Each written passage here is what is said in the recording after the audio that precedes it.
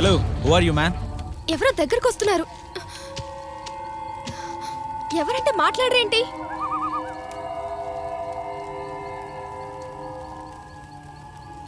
ఎవరు బాసు నువ్వు? జై మృత్యుంజయ్. నా పేరు కట్ వెంకట్. అయితే ఇప్పుడు ఏంది బై? ఇక్కడేం చేస్తున్నారు? మా ఫ్రెండ్ ఫంక్షన్కి వెళ్ళొస్తుంటే మా కార్ ఆగిపోయింది. తెల్లారే వరకు ఏం చేయాలో తెలియక దూరం నుంచి చూస్తే ఏదో లైట్ కనిపించింది. సరే ఎవరైనా ఉన్నారేమో నన్ను వచ్చి చూస్తే ఎవరూ లేరు. ఏం చేయాలో తెలియక మంటేసుకుని కథలు చెప్పుకుంటున్నాం. ఈ అడవిలోకి రావాలంటే నా పర్మిషన్ తీసుకోవాలి. పర్మిషన్ తీసుకోవడానికి అడవేమన్నా నీదా? ఈ అడవికి నేనే రాజు. మా డాడీంద్రా బై, అడవికి రాజుని నేను, ఆఫీసర్ నేనని పెద్ద పెద్ద మాటలు చెప్తాడు. నేనొచ్చింది మీ ప్రశ్నలకు సమాధానం చెప్పడానికి కాదు, మీ ప్రాణాలకి ప్రమాదం ఉందని చెప్పడానికి.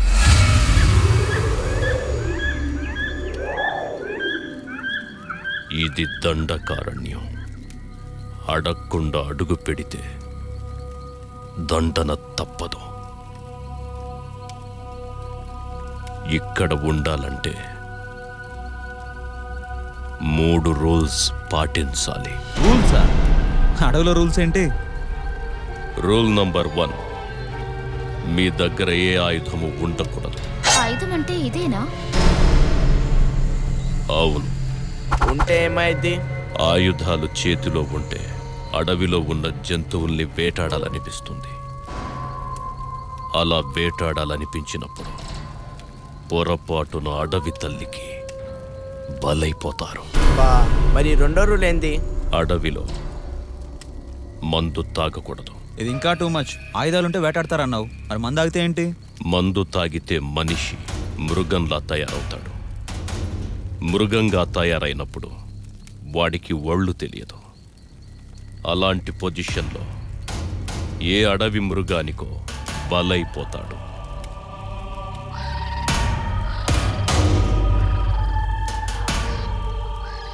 ఇకపోతే 3వ రూల్, అడవిలో అమ్మాయితో కలిసి అస్సలు రాకూడదు. అమ్మాయితో కలిసి వస్తే ఏమవుద్ది?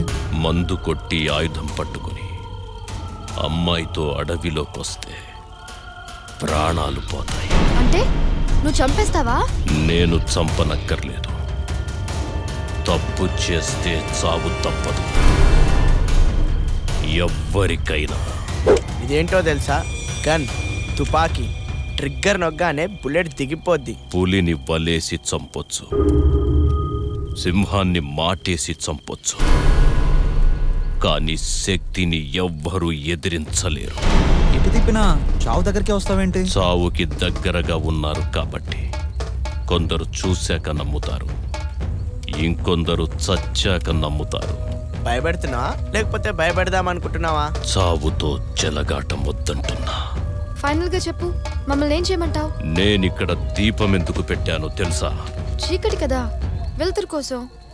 కాదు, చిన్న దీపం చుట్టూ భయంకరమైన చీకటి కూరలు చాచి దీపాన్ని మింగేయాలని చూస్తుందని చెప్పడానికి వెలిగించా. Very interesting. అలర్ట్గా ఉండమంటావా? కాదు, హద్దుల్లో ఉండాలని చెప్తున్నా.